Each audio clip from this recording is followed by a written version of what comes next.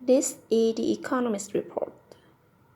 The world economy is not growing as fast as many experts had hoped.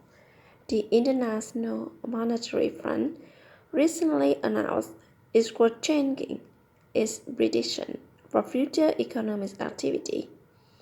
The IMF now says it expects the world economy to grow only a little over 3% in 2013. That's down from an earlier projection of 3.3%. The IMF blamed the slower growth in part on what it calls continuing growth disappointment in developing countries and deeper than expected recession in Europe. International demand for goods and services has decreased as people buy less. That is especially true in Europe.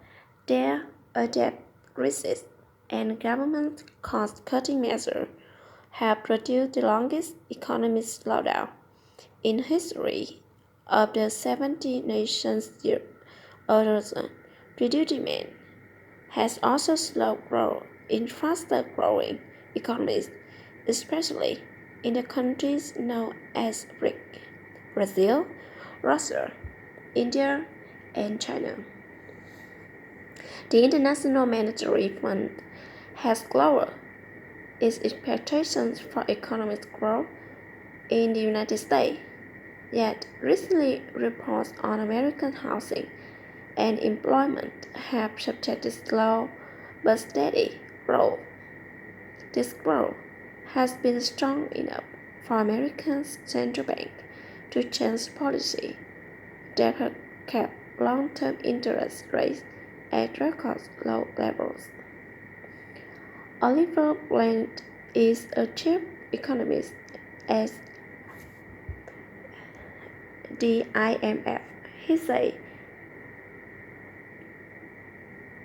raising economic interest rates could create difficulties for some countries, but he believes it would also be evidence for a stronger recovery. The IMF is predicting improvement in the world's economies next year, but it says the improving conditions are possible only if major economies cut long-term debt and support policy for a near-term growth.